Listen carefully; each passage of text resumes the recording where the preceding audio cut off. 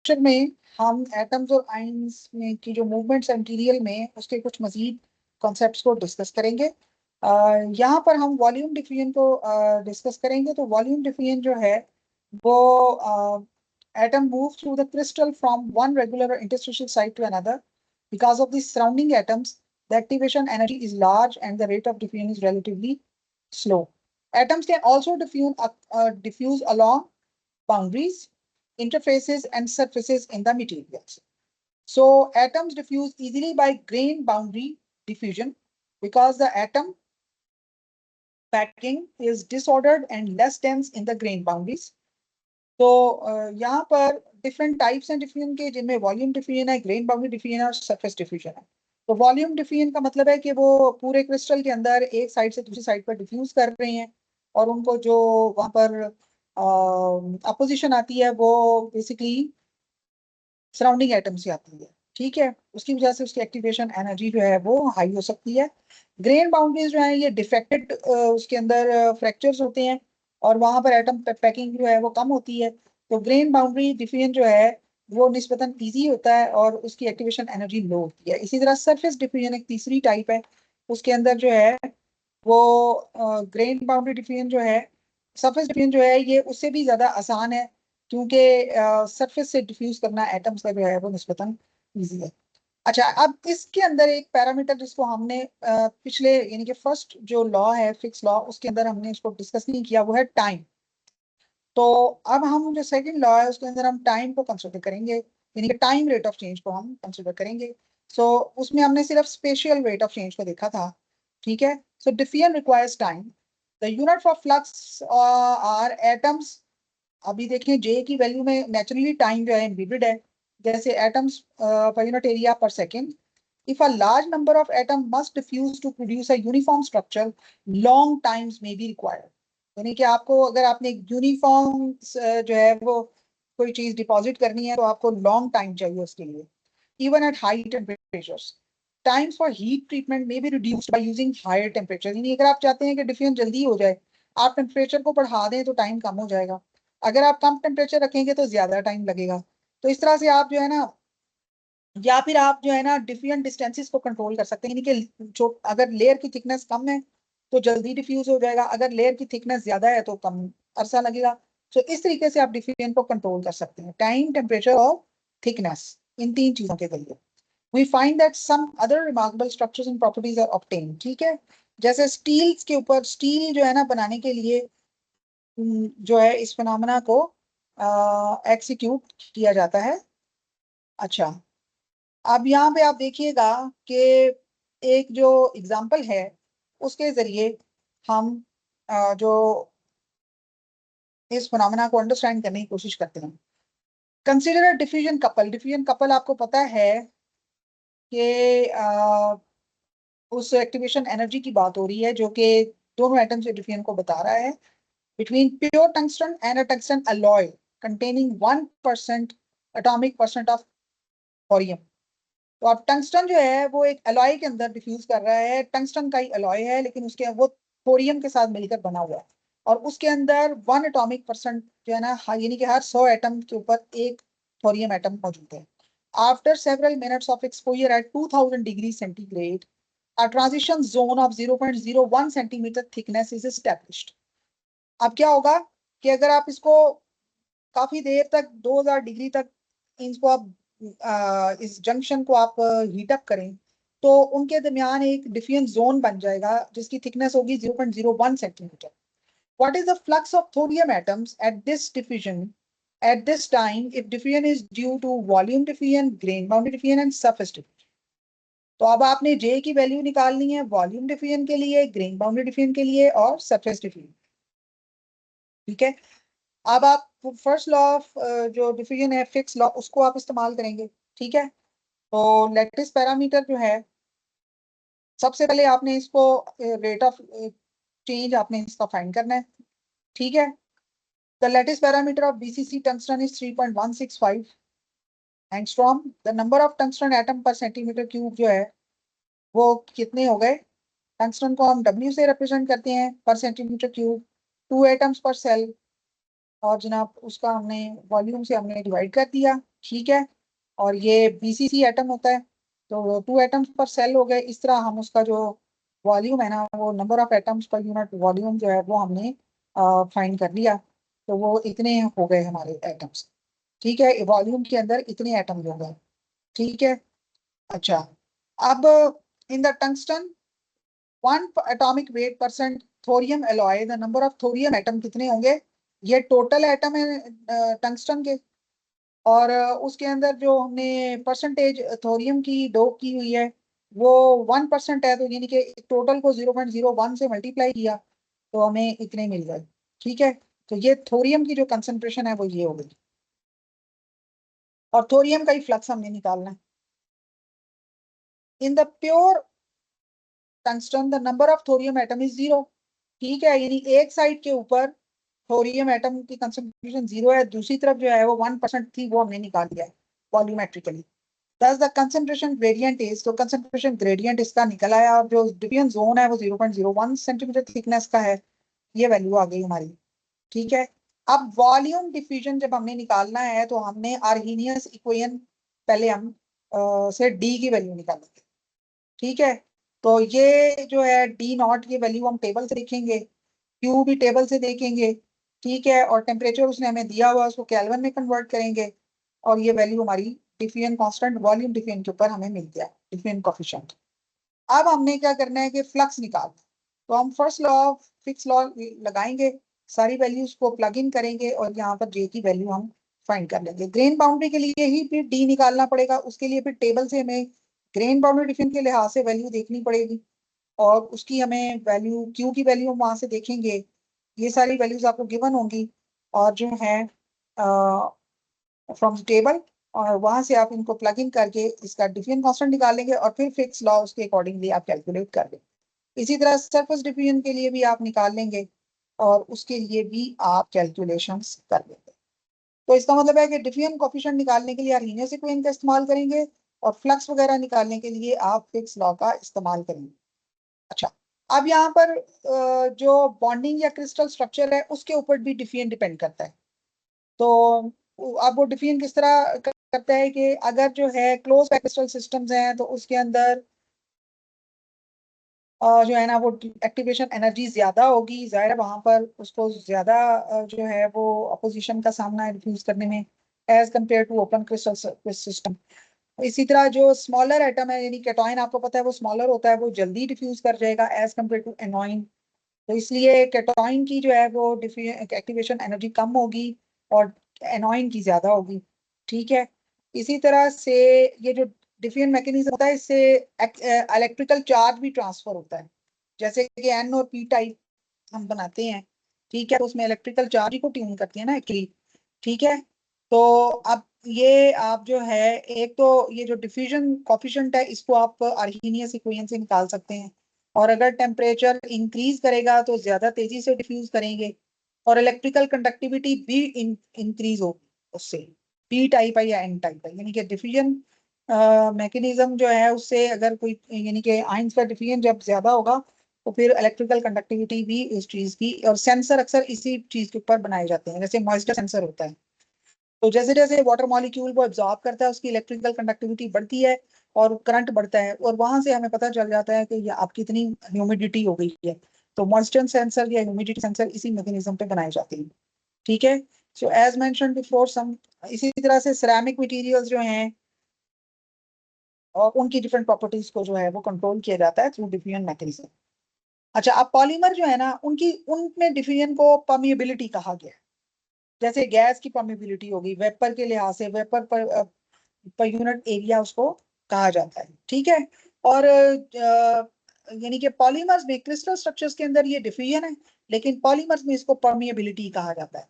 तो permeability is expressed in terms of volume of gas और vapour that can permeate per unit area per unit time or per unit thickness at a specified temperature and relative humidity. Polymer that have a polar group, अगर किसी polymer के अंदर polar group है ना, तो वो चूंकि वाटर की एक डाइपोल मोमेंट बहुत ज्यादा होता है, तो वाटर वेपर या जो है ना उसको वो ज्यादा तेजी से वो पॉलीमर जो है ना वो अपनी तरफ एब्जॉर्ब करेगा उसकी, यानी कि वाटर वेपर उसके अंदर ज्यादा तेजी तेजी से एब्जॉर्ब हो सकता है, डिफ्यूज कर सकता है, यानी परमिएबल होगा ऑक्सीजन गैस की निस्बतन, ठीक है। लेकिन पॉलीइथाइलिन जो है उसके अंदर ऑक्सीजन गैस की परमिएबिलिटी ज्यादा एब्जॉर्ब होगी as compare to water vapour. इस तरह क्या करते हैं हम कि डिफरेंट मेम्ब्रेन्स बना लेते हैं, जिससे हम we allow different materials to pass, और कुछ जो है उनको हम ब्लॉक कर लेते हैं। तो परमिएबिलिटी के पॉइंट ऑफ व्यू से हम इसको डिफाइन कर लेते हैं, ठीक है। तो इसी तरह से low density polyethylene has a higher permeability than high density polyethylene. Polymer used for food and other applications need to have the appropriate barrier properties. जैसे कि अगर आपने फूड स्टोरेज बैग बनाना है तो वो, या कोई आपने ऐसा मटेरियल बनाना है जिसके जो एयर टाइट हो, उस हिसाब से उसकी परमिएबिलिटी देखी जाएगी कि मॉइस्चर उसके अंदर जो है ना वो एंटर ना हो सके, ठीक है। तो इस तरह से इसको हम कंट्रोल करते हैं। क्योंकि बाज क्लास आप देखें कि बाज सरफेसेस होती हैं वो वक्त के साथ मॉइस्चर एब्जॉर्ब करने की वजह से फूल जाती हैं, क्योंकि वो उसके अंदर परमिबिलिटी होती है और मॉइस्चर उसके अंदर एब्जॉर्ब होता रहता है। तो इस तरीके से जो है ना सरफेसेस को डिजाइन किया जाता है कि पॉलीमेरिक जो उनकी परमिबिलिटी है वो कम या ज्यादा हो। इसी तरह पानी को फिल्टर किया जाता है जिसे डीसैलिनाइजेशन कहा जाता है, उसमें भी ऐसी मेम्ब्रेन्स लगाई जाती हैं जिसमें साल्ट आइन पीछे रह जाएं और वाटर जो है ना वो आगे ट्रांसफर हो जाए, ठीक है। तो इस तरीके से जो परमिएबिलिटी, जो पॉलीमर्स में डिफरेंट मैकेनिज्म को परमिएबिलिटी के लिहाज से डिफाइन किया जाता है। Now we discuss Fick's second law, और इसको अगर आप देखें तो ये जो फिक्स सेकंड लॉ है ये टाइम रेट ऑफ चेंज बताता है फ्लक्स का। अच्छा, ये इक्वेशन आपने ये कैलकुलस के मुताबिक ये इक्वेशन है, ठीक है, कि time rate of concentration gradient जो है वो basically double derivative of first fix law, ठीक है।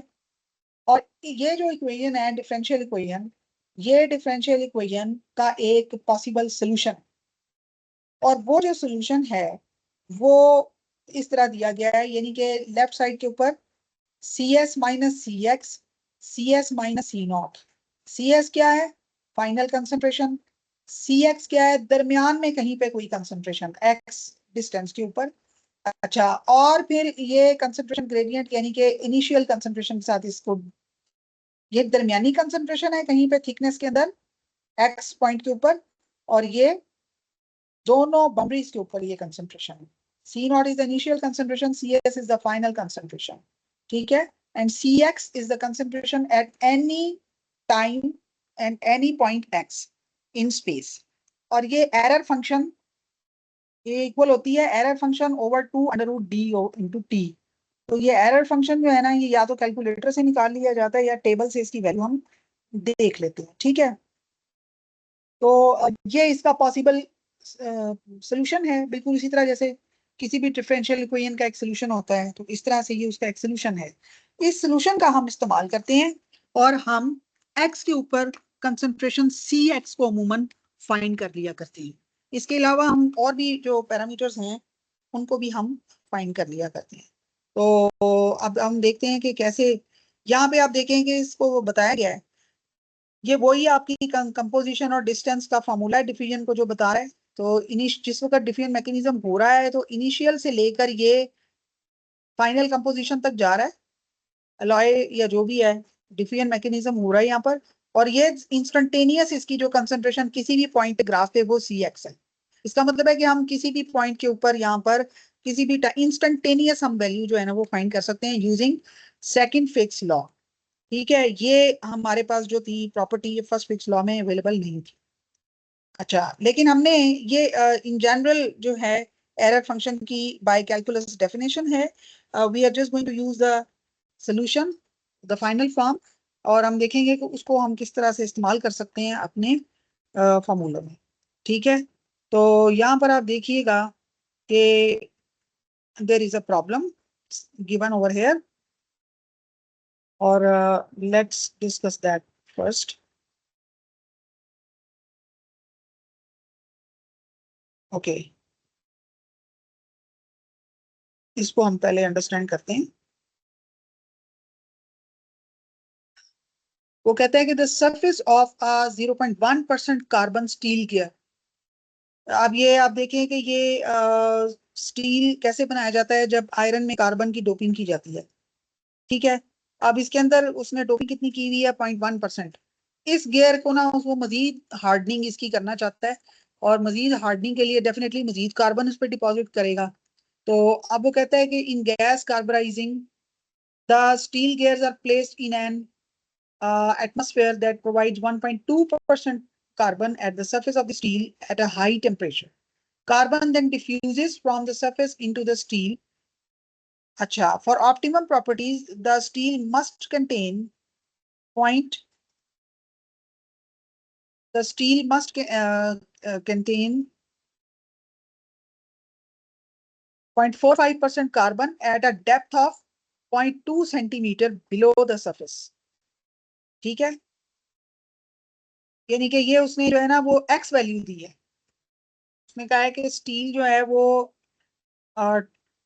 इनिशियल उसकी कितनी है 0.1, मैक्सिमम कितनी हो गई 0.12, 1.2, और इसके दरमियान एक कंसंट्रेशन है 0.45, जो कि कितनी डेप्थ के ऊपर है 0.2 सेंटीमीटर, यानी उसने एक्स वैल्यू दे दी है और उसके ऊपर उसने सी एक्स भी उसने दे दिया।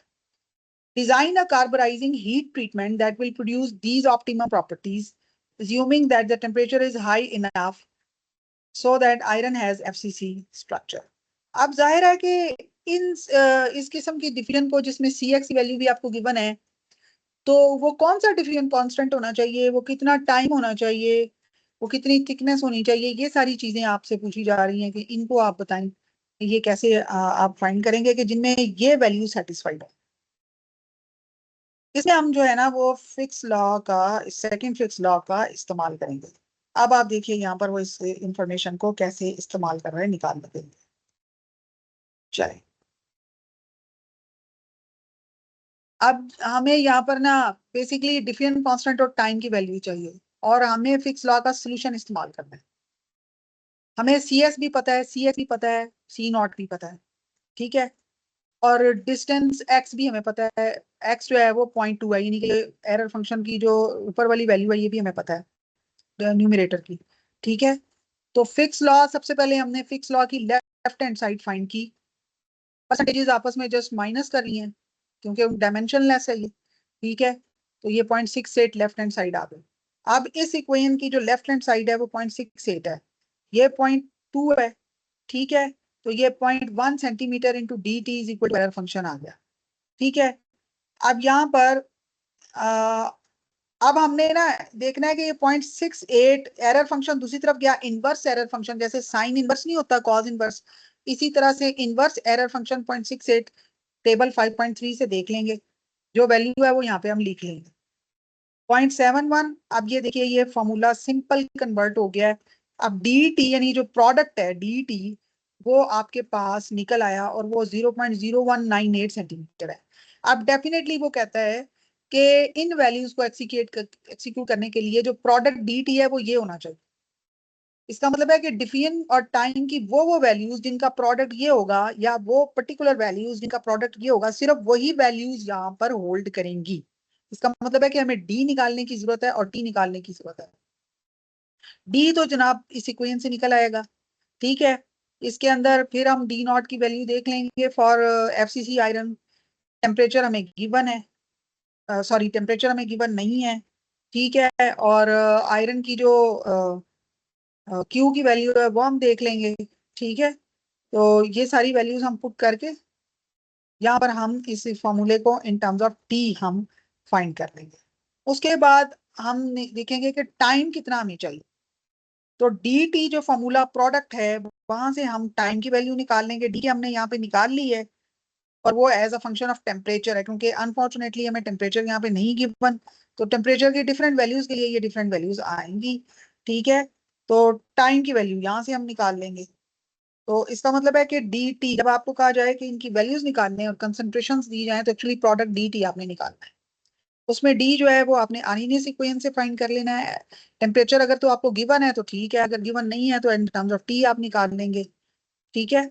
और टाइम जो है वो आप निकाल लेंगे। तो डी और टी दो चीजें आपसे पूछी गई हैं, वो आपने यहाँ पे फाइंड करनी है। उसके बाद उसने डिफरेंट कम्बिनेशन बना के दिखाया है कि अगर ये टेम्परेचर होगा तो टाइम इतना होगा, ये टेम्परेचर होगा तो टाइम इतना होगा, ठीक है। और इनका जो प्रोडक्ट है वो हमेशा ये 0.0198 सेंटीमीटर स्क्वायर रहेगा। तो इसका मतलब है कि अगर ये कंसंट्रेशन हैं आपके पास तो उनके लिए खास डिफिनेंट कांस्टेंट, एक खास टेम्परेचर चाहिए और एक खास टाइम चाहिए, जो कि आपने सेकंड फिक्स लॉ से आपने फाइंड किया। यहाँ पर एक और जो है वो न्यूमेरिकल दिया गया है, जिसके अंदर सेकंड फिक्स लॉ के जो सोल्यूशन है उसको इस्तेमाल किया गया है। ठीक है, और उसके अंदर एक और चीज ऑप्टिमाइज की गई है। इसके अंदर वो कहता है कि स्टील बना रहे हैं, उसी तरह आयरन है, 500 हैं स्टील गियर्स, उनको कार्बराइज करना है और टेम्परेचर कितना है 900 डिग्री, और आयरन का एफसीसी स्ट्रक्चर है। अब वो कहता है कि जाहिर है इस टेम्परेचर को देने के लिए $1000 एक घंटा फर्नेस को चलाने में जो है वो उसका खर्चा है। और अगर आप ये टेम्परेचर बढ़ाकर 1000 डिग्री कर देते हैं तो $1500 खर्चा आता है एक घंटे का। अब बताएं कि हमें अगर जल्दी कार्बनाइज करना है तो क्या हम टेम्परेचर बढ़ा दें, क्या हमारे पैसे बचेंगे? Is it economical to increase the carburizing temperature to 1000? ठीक है, अब डेफिनेटली आपको एक बात पता है कि डिफ्यूजन मैकेनिज्म में अगर टेम्परेचर बढ़ा दें तो टाइम कम हो जाता है। तो अब अगर हम 900 डिग्री पर हमें 10 घंटे लगते हैं, फर्ज करें 1000 डिग्री पर हमें 3.5 घंटे लगते हैं, तो फिर इकोनॉमिकल कौन सा हुआ? 1000 डिग्री वाला। इस चीज को हमने यहाँ पर वेरीफाई करना है, यानी कि टाइम बताना है कि अगर तो टाइम हमारा कम हो रहा है तो फिर हमें 1500 पर आवर जो है वो इकोनॉमिकल है। ठीक है, अब कैसे, यहाँ पे आप देखिए, वी अगेन, और रेट हमने सेम रखना है, यानी कि जो डी है ना हमारा प्रोडक्ट वो सेम होना चाहिए। वी अगेन एज्यूम, अब ये हमने फॉर्मूला एज्यूम कर लिया। इस फॉर्मूले के तहत जो है जो अ, जो हमारी प्रोडक्ट्स है ना वो सेम रही। ठीक है, इस इक्वेशन के तहत that since we are dealing with only changes in heat treatment time, बाकी सारी चीजें सेम रहनी है, सिर्फ हीट ट्रीटमेंट टाइम हमारा चेंज हो रहा है, यानी कि टी हमारा चेंज हो रहा है। इन heat treatment time and temperature the term dt must be constant. ये पूरी कोई हमें हरगिज भी जो है वो ऑपरेट करने की जरूरत नहीं है, हमें हमें सिर्फ ये कहा जा रहा है कि चूंकि दोनों टेम्परेचर्स के ऊपर ये सेम वैल्यूज एग्जिस्ट करेंगी, सिर्फ हमें टाइम कम करना है। तो इसलिए दोनों टेम्परेचर्स के ऊपर जो ये dt है, यानी कि x भी सेम रहना है, बाकी कंसंट्रेशन सारी सेम रहनी है, सिर्फ जो dt है वो दोनों टेम्परेचर के ऊपर सेम होना चाहिए प्रोडक्ट। ठीक है, तो ये केल्विन में कन्वर्ट किया तो ये 1173 बन गया, ये केल्विन में कन्वर्ट किया तो ये 1273 केल्विन बन गया। To achieve the same carburizing treatment at 1000 degree centigrade as at 900 degree centigrade, दोनों के प्रोडक्ट हमने क्या कर दिए, सेम कर दिए एट बोथ टेम्परेचर्स। ठीक है, अब हमें ये जो डिफियन कांस्टेंट है ये वैल्यूज हम टेबल से देख लेंगे। ठीक है, तो टेबल आपको गिवन होगा। So for carbon diffusing in FCC iron, the activation energy is 32,900. ये हम टेबल 5.2 से देख लेंगे। ठीक है, वो टेबल आपको गिवन होगा। Since we are dealing with the ratios of times, it does not matter whether we substitute for the time in hours or seconds. अब दोनों में आवर ही दिए हुए हैं, फिर भी उनको वो सेकंड में कन्वर्ट करता है। ठीक है, it is however always a good idea to use units that balance out. Therefore, we'll show time in seconds. तो टाइम वो सेकंड में दिखा रहा है। Temperature must be converted into kelvins. अच्छा, अब हमने डी निकाला फॉर 1273, तो 12 जो डी आपका 1273 पर जो है, यानी कि डी का जो फॉर्मूला है वो बेसिकली ये है, आर्हेनियस इक्वेशन से आप फाइंड कर सकते हैं। और ठीक है, और टी आपने निकालना है और एक टी आपको गिवन है। ठीक है, अच्छा, अब यहाँ पर डी का फॉर्मूला आपने लगाया 1173 के लिए भी, यानी 32,900 आपने पूरी वैल्यूज लगा दी, सिर्फ टेम्परेचर आपने 1173 के लिख दिया। नीचे भी आपने डी 1273 से डिवाइड कर दिया, उसमें भी ये डी नॉट एक्सपोनेंशियल ये सारा कुछ आ गया, और 1273 केल्विन जो है उससे आपने इस इक्वेशन के अंदर इंसर्ट कर दिया, यानी ऊपर भी ये डी की इक्वेशन पुट कर दी, नीचे भी डी की इक्वेशन पुट कर दी। और टाइम आपने आपको गिवन है 10 घंटे वाला, वो आपने यहाँ पर आवर्स सेकंड्स में कन्वर्ट कर दिया, क्योंकि बाकी सारी वैल्यू सेम रहे ना, इसलिए आपने उसको सेकंड में कन्वर्ट कर दिया, 3600 सेकंड से मल्टीप्लाई करके। तो आपके पास जो है ना वो टाइम आ जाएगा। तो टाइम 1273 इस इक्वेशन को फॉलो करने से 3.299 आवर, यानी कि ये तकरीबन 3 घंटे और 18 मिनट बनते हैं। तो इसका मतलब है कि अगर आप टेम्परेचर 1000 कर देना तो आपको पैसे कम देने पड़ेंगे, क्योंकि वो आपको 3 घंटे में वही प्रोसेस हो जाएगा। ठीक है, तो इस तरीके से ये डी टी जो प्रोडक्ट है ना, इसको निकाला जाता है। आपने सिर्फ एरर फंक्शन के फॉर्मूले को आपने ज़हन में रखना है। ठीक है, इसी तरह एक और न्यूमेरिकल है यहाँ पर, वो भी एरर फंक्शन का ही है। तो उसके अंदर हम देखते हैं किस तरीके से इसका इस्तेमाल किया गया। इसमें ट्रांजिस्टर्स की डोपिंग की गई है। ठीक है, devices such as transistors are made by doping semiconductors. Diffusion coefficient of phosphorus in silicon जो है वो ये at a temperature of 1100। Assume the sources provide a surface concentration of 10 to power 20 and the diffusion time is 1 hour. Assume that the silicon wafer initially contain no P, यानी कि initial concentration 0, surface या final concentration या higher concentration 10^20। ठीक है, diffusion time 1 घंटा। Calculate the depth delta x निकालें at which the concentration of P will be 10^18 Cx। ठीक है, state any assumption you would have made while solving this problem। ठीक है, formula लगाया, Cx निकालना है और x हमें जो है ना वो गिवन है। ठीक है, सॉरी x हमने फाइंड करना है, x हमने फाइंड करना है, Cx हमें गिवन है जो कि 10^18 है, Cs भी गिवन है और C नॉट भी गिवन है। C नॉट 0 हो गया, Cs जो है वो यहाँ पर 10^20 एटम्स। ठीक है, तो सबसे पहले तो हमने ये वाला फॉर्मूला, लेफ्ट हैंड साइड वाला जो फॉर्मूला है ना, ये फाइंड कर लिया, उसका आंसर आ गया 0.99। अब उसी तरह हम ये जो हमारी एक्सप्रेशन है एरर फंक्शन वाली, इसकी लेफ्ट हैंड साइड 0.99 के बराबर है और राइट हैंड साइड इसके बराबर है एक्स। डिफ्यूजन कांस्टेंट हमने यहाँ वैल्यू लिख दी और 3600 सेकंड यानी 1 घंटा टाइम की वैल्यू भी हमने लिख दी। ठीक है, अब 0.99 equal to error function into this value. ठीक है, एक्स हमने निकालना है, एरर फंक्शन का इनवर्स लेंगे हम, ये कैलकुलेटर से भी निकल आता है और ये टेबल 5.3 में ये वैल्यूज गिवन है। वहां से आपने देखा कि एरर फंक्शन का जो इनवर्स है 0.99 का वो होता है 1.82। तो ये 1.82 इधर आ गया डिवाइडेड बाय एक्स ओवर, और ये सारी जो एक्सप्रेशन है ये सॉल्व होकर 9.67 इंटू 10⁻⁵ आ गई। तो यहाँ से आपने एक्स की वैल्यू फाइंड कर ली है और इसको फिर उसने माइक्रोमीटर में कन्वर्ट किया है, क्योंकि जो माइक्रोमीटर है वो अमूमन ये होते हैं, इसको माइक्रो इलेक्ट्रॉनिक्स कहा जाता है। तो ये वेफर जो है ना माइक्रोन थिकनेस के होते हैं, इसलिए उसने कमर्शियल जो थिकनेस है उसमें इसको कन्वर्ट किया है। अदरवाइज ये एक्स जो है वैल्यू है ये हमने फाइंड कर लिया है। ठीक है, तो ये चूंकि कमर्शियल को कंसिडर कर रहा है, उसने कमर्शियल वेफर के लिहाज से उसको माइक्रोन में कर लिया है। तो इस तरीके से हम जो एरर फंक्शन जो कि सोल्यूशन होता है सेकंड फिक्स लॉ का, जो कि हमें टाइम इन्वॉल्वमेंट बताती है, ठीक है, उससे हम डिफरेंट वैल्यूज को कैलकुलेट कर सकते हैं।